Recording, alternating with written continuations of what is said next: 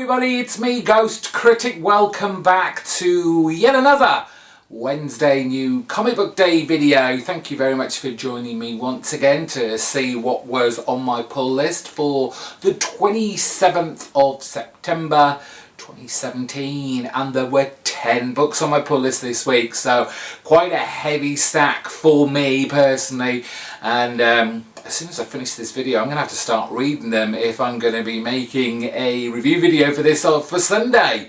Talking about videos, yes, last Sunday I reviewed all last week, so thank you to everyone who's already watched that. If you haven't, please go to my channel page and find that video. And not only that, you had an extra 2 videos from me, both comic book hauls, a small one from a local town called Banbury, and one which was a little bit longer, because there were more comics, from my local comic book store in Northampton. They were having a 50p back issue sale, and go watch the video to find out what I picked up. All good fun stuff. And again, thank you to everyone who's already watched those videos and commented and said really nice things and gave it a big thumbs up, which I hope you will do with this video too.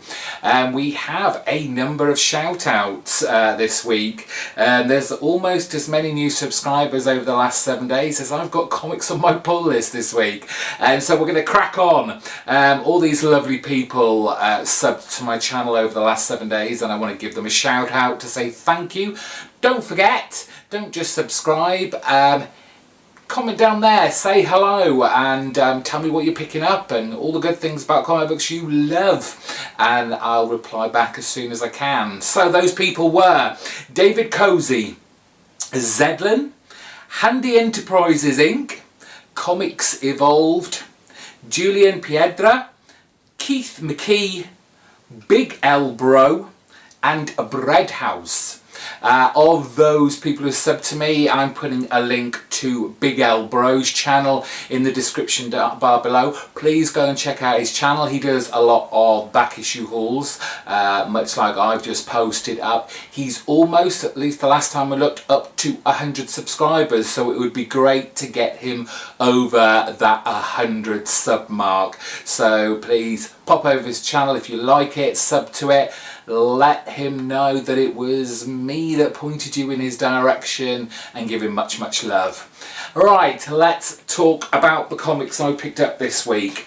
A lot to get through. We're going to kick off with Marvel and issue number 12 of Cullen Bunn's X-Men Blue, which has the Goblin Queen, Madeline Pryor, making a reappearance in our kind of, I guess, new Marvel universe, with our time-displaced teenage X-Men fighting her off and having all their kind of heroes that they know but different, kind of demonized, perhaps taken over. Who knows? We'll find out in this issue, which seems to have a lot to do with Ms. Sinister on there, not Mr. Sinister, Ms.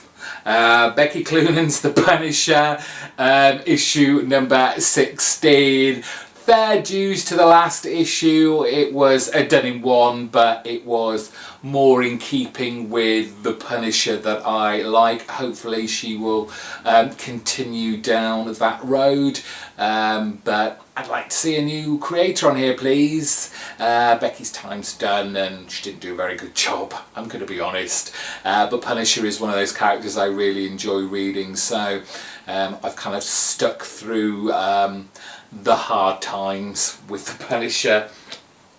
Finally for Marvel, and I think any big Marvel fanboy will be picking this up this week, it is Marvel Legacy issue number 1. The big, I guess you'd call it event, latest event from the House of Ideas. Honestly, I don't care about the logistics, the continuity, as long as they tell me a good story and it looks nice. I don't care. I don't care what they're doing with the characters. If it's intriguing enough for me to get the next issue, then I'll be there. I'm gonna hopefully enjoy this book and not get caught up in all the dramas about the characters and what Marvel have apparently done to their universe. But hopefully it'll be good and I'll enjoy it, and I'm sure I'll let you know on Sunday. They're all the Marvel books I have. Moving on to DC, and we've got issue number 31 of The Flash. This is the next part of the Bloodworks storyline, introduced to a new supervillain for Flash to defeat, though he was certainly on the ropes at the end of last issue. But it was an interesting way of introducing this character. I'll be interested to see what Joshua Williamson does with him and how this story will evolve further down the line. But I just want, I say it time and time again, just want the Flash to kind of go back to being the kind of almost happy-go-lucky guy that's always got a smile on his face, and however much danger he's in, he appears to be having a good time, rather than this very negative, dark version of the Flash we're seeing right now. Let's move on. There's Wonder Woman issue 31, and we have the new creative team of James Robinson writing this now. So I've got a new writer, and hopefully, because James Robinson does a pretty good job on most things he gets on, so I'm looking forward to this new writer. The story is Children of the Gods, and we've got Darkseid's daughter returns.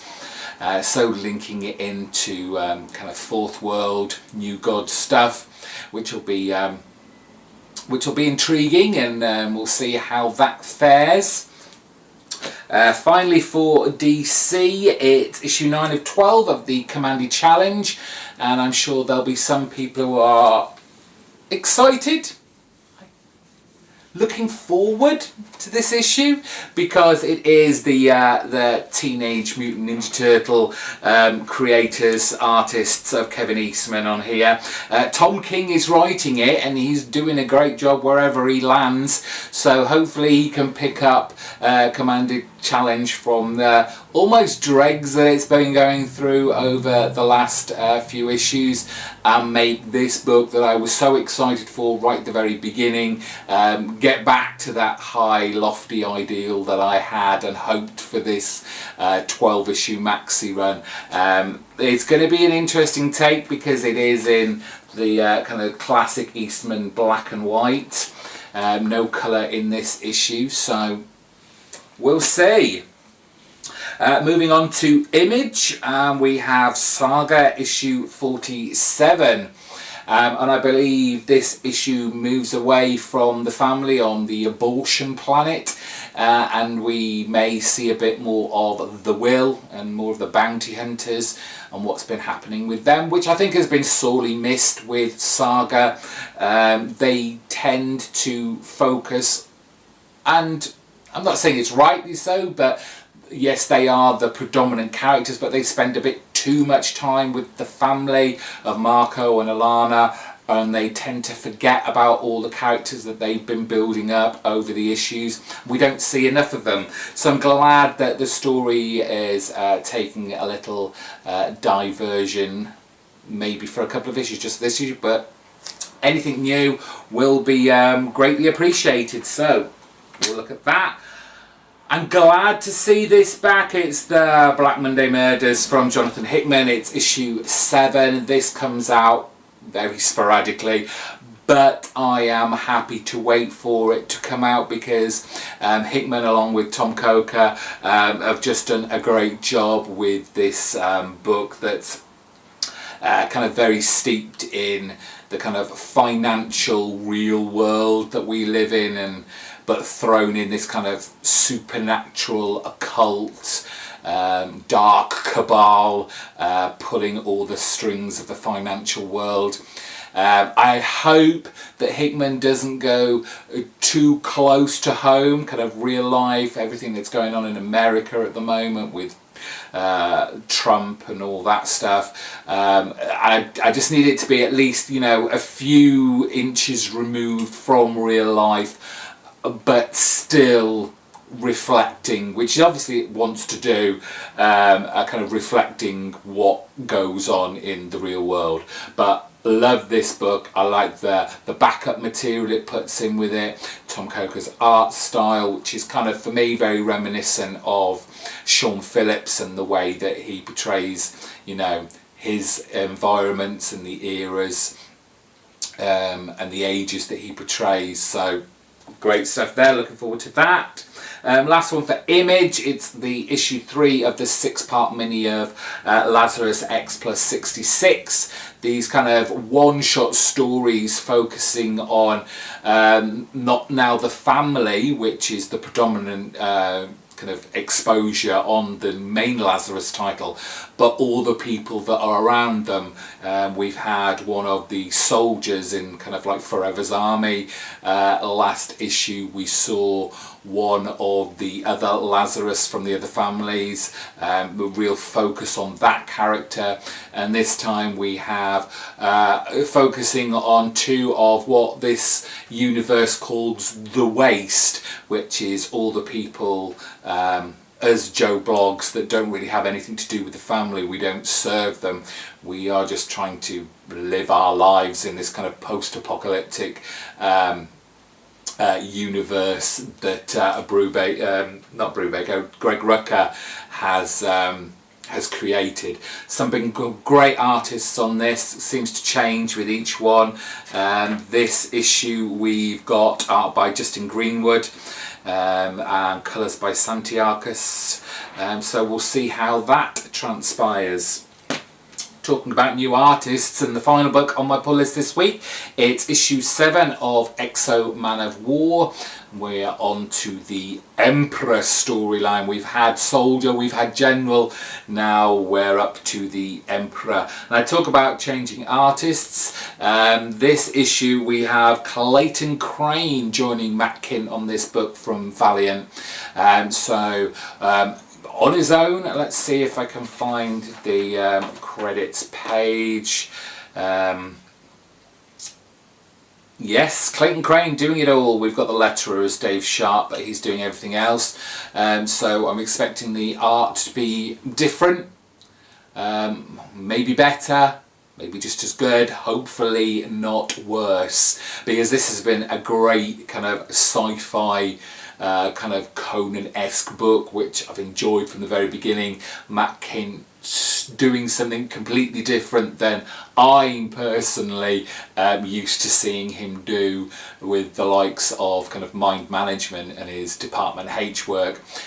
So this has been a fun ride. Don't know how long it's going to last, but as long as it does, I'll be picking this up. And there we go. They are my books for this week. Let me know down in the comments section below what you picked up this week, what you're looking forward to picking up. If you haven't already been there, don't forget to give this video a big thumbs up to let me know you liked it. And if you are not subscribed to my channel already and you like what you're seeing and you don't want to miss any more, hit the subscribe button and you'll get a shout out in next week's video. So till next time, thank you very much for watching. Until Sunday, with any luck, I better get started on reading those comics. Bye-bye.